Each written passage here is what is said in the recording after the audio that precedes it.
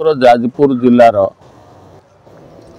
ये बरुणेश्वर पीठ बाबा बरुणेश्वर एठारे बुद्धिजीवी ज्ञानी गुणी व्यक्ति मानकर चिंताधारा दीर्घ दिन है अखिल चक्र नाम एक सांस्कृतिक अनुष्ठान गढ़ाई जहाँ ये समग्र अंचल को केवल जे खाइबा पीवा नाचकूट कथा नुह विभिन्न क्षेत्र साहित्य संगीत दर्शन एवं शिक्षा विभिन्न प्रकार दृष्टिभंगी सहित ये अंचल बरेण्य लेखक शिक्षक कृषक समाजसेवी विभिन्न दिग को डाकी संबर्धना दबा ये अंचल को विभिन्न दिगरू समृद्ध करुवार अनुष्ठान होची अखिल चक्र।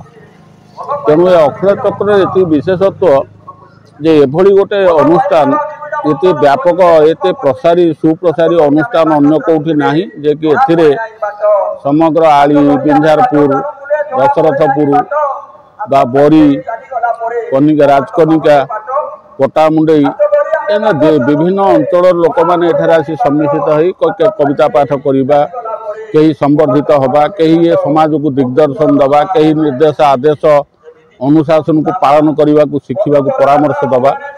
तेणु ये बाबा बरुणेश्वर पीठ एक महान सतीष्ठ पीठ। तेणु ये पीठरू केवल एतिकी अंचलवासी बरुणेश्वर रक्षा करंतु केन्द्रापड़ा जाजपुर भली समग्र ओडिशावासी आज यही मकर संक्रांति दिन में समस्त मंगल कामना करंतु एतिकी मु निवेदन करुच्ची। हुए नुआ कवि लेखक मान बही को आनी आम उन्मोचन कर सुजोग दौ एवं से कविता जो सृष्टि जो सृष्टि सर्जना जो सारस्वत ये दिगरे आम प्रोत्साहित कर दीर्घ दिन हेब अखिल चक्र कार्य कर आसुअछि। संक्रांति दिन अखिल चक्र 16 नक्षत्र दिवस पालन करा जाए।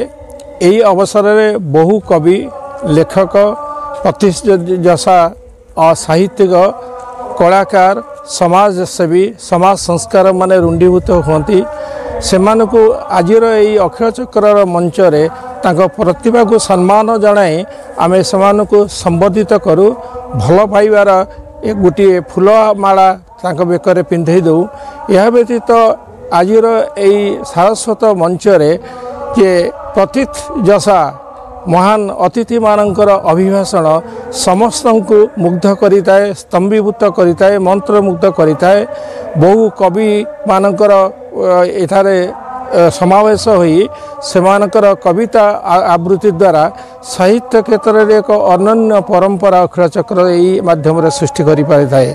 अखिल चक्र अनुष्ठान दीर्घ 50 वर्ष धरी ये सारा सांस्कृतिक साहित्य समाज क्षेत्र सेवा करने क्षेत्र में या निरंतर भाव में निरवच्छिन्न भाव में कार्य करी आसुअछि।